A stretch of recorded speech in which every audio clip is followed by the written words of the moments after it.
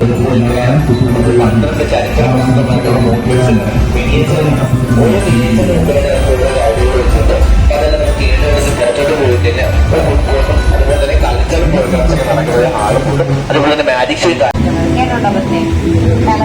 West bank പ്രദേശത്താണ് കൃത്യമായിട്ട് പറഞ്ഞ ചെറുക്കനെ സൗത്ത് ആയിട്ടാണ് 4000 വർഷങ്ങൾക്ക് മുമ്പ് ധനാന്യറാണി പുണ്യഭൂമി 4000 വർഷം മുമ്പുള്ള പഞ്ചേശ്വരി സ്കൾച്ചറാണ് നമ്മളിവിടെ സെറ്റ് ചെയ്തത്. ഹീബ്രു ഭാഷ പ്രകാരം ബന്ധം എന്ന് പറഞ്ഞാൽ ഹൗസ് എന്നും ലഹം എന്ന് പറഞ്ഞാൽ ബ്രെഡ് എന്നാണ്. ഹൗസ് ഓഫ് ബ്രെഡ് എന്നാണ് കത്തിലേറ്റിന്റെ മലയാളത്തിൽ അപ്പത്തിന്റെ ഭവനം എന്നും പറയാറുണ്ട്.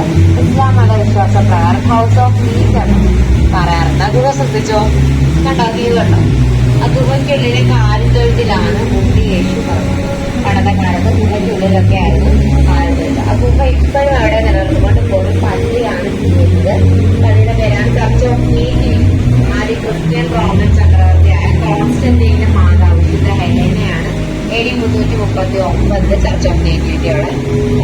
അക്കാലത്ത് 15 ജനങ്ങളുടെ പ്രധാന തൊഴിൽ വളരെ കൃഷിയായിരുന്നു. കൃഷിയുടെ ഒരു മരകൃഷിയുടെ മൃഗസംരക്ഷണമൊക്കെ ആയിരുന്നു. അതിനെ സിറ്റി ഇപ്പോഴും നിലകൊള്ളുന്നത് ഞാനാം വന്നവർക്കും ഏറെ പ്രിയപ്പെട്ട നഗരമായിട്ട്. അതിനെ സിറ്റിയെ കുറിച്ച് പറഞ്ഞത് കാര്യം സന്തോഷം പറയുന്നത് ഹെറോഡ് പാലസിലേക്ക് നയിച്ചു. Thank you. നമ്മുടെ കടത്താലെത്തുന്നത് ഹെറോഡ് തിയേറ്ററിന്റെ ഫ്രണ്ടിലാണ്, മുമ്പിലാണ്. ഓക്കെ, AD 161 ടിബേരിയസ് ക്ലോറിയസ് ഹെറോഡ് ആന്റിക്കസ് എന്ന് പറഞ്ഞ ഗ്രീക്ക് പണ്ഡിതനായിരുന്നു ഈ ഒരു തിയേറ്റർ നിർമ്മിക്കുന്നത്. നമ്മുടെ ഇന്ത്യയിൽ രാജ്മഹൽ ഷാജഹാൻ ചക്രവർത്തി എന്ത് കാരണത്താലാണ് നിർമ്മിച്ചിരിക്കുന്നത്? മുംതാസിനോട് ഓർമ്മിക്കാണ്ട്. അതേപോലെയാണ് അദ്ദേഹം, അതായത് ഹെറോഡ് ആന്റിക്കസ്, തന്റെ ഭാര്യയോടുള്ള സ്മരണയ്ക്കായിട്ട് വേണ്ടിയിട്ടാണ് ഈ ഒരു തിയേറ്റർ നിർമ്മിക്കുന്നത്. ഈ ഒരു തിയേറ്ററിന്റെ ആ ഒരു ഡിസൈൻ നോക്കി അർദ്ധവൃത്താകൃതി, അതായത് സെമി സർക്കിൾ ഷേപ്പിലാണ് അദ്ദേഹം നിർമ്മിച്ചിരിക്കുന്നത്. ഏകദേശം 35 നിലകൾ, അല്ല 5000 പേർക്ക് സുഗമമായിട്ടിരിക്കാൻ പറ്റുന്ന രീതിയിലാണ് ഇതിന്റെ നിർമ്മാണം എന്ന് പറഞ്ഞിരുന്നത്.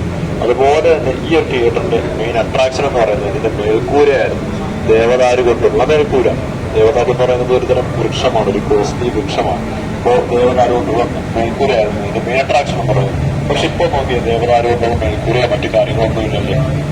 AD 267 റൂഡീസ് ഗോത്രക്കാരുടെ ആക്രമണത്താൽ ഈ ഒരു തിയേറ്ററും ദേവദാരുവിന്റെ മേൽക്കൂരയും പൂർണ്ണമായിട്ട് തകർന്നു വീഴുകയാണ് ചെയ്യുന്നത്.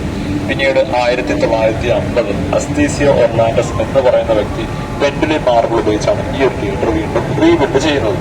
ആ ഒരു കാലത്ത് ഇത് തിയേറ്റർ ആണല്ലേ. അപ്പൊ ആ ഒരു കാലത്തെ നാടകങ്ങളും കലാപരിപാടികളും മറ്റു കാര്യങ്ങളെല്ലാം നടക്കുന്നത് ഈ ഒരു തിയേറ്ററിൽ വെച്ചായിരുന്നു. രാജാക്കന്മാരുടെ ഒത്തുകൂടലെല്ലാം ഈ ഒരു തിയേറ്ററിൽ വെച്ചായിരുന്നു. ഗ്രീസിലെ ഏഡൻസിലാണ് കേട്ടോ ഇത് സ്ഥിതി ചെയ്യുന്നത്. അപ്പോൾ ആ ഒരു കാലഘട്ടത്തിൽ മൈക്കോ അല്ലെങ്കിൽ മറ്റു കാര്യങ്ങളൊന്നുമില്ല. അപ്പൊ എങ്ങനെയായിരിക്കും ആൾക്കാർ കമ്മ്യൂണിക്കേറ്റ് ചെയ്യുന്നത്? അവിടെയാണ് ഈ ഒരു മാർബിൾ, പെൻഡുലിൻ മാർബിളിന്റെ പ്രത്യേകത. എക്കോയിസം, ശബ്ദ പ്രതിബന്ധത്താലായിരുന്നു അവർ പരസ്പരം അങ്ങോട്ടും ഇങ്ങോട്ടും കമ്മ്യൂണിക്കേറ്റ് ചെയ്തിരുന്നത്. ഓക്കെ, ഈ ഒരു തിയേറ്റർ ഇപ്പോഴും ഏഡൻസ്, അതായത് ഗ്രീസിലെ ഏഡൻസ് നിലനിൽക്കുന്നുണ്ട്.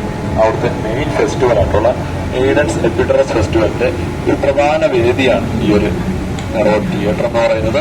2004 ഒളിമ്പിക്സിനോടനുബന്ധിച്ച് ഇത് പുനർനിർമ്മിക്കുകയും ചെയ്യുകയുണ്ടായി.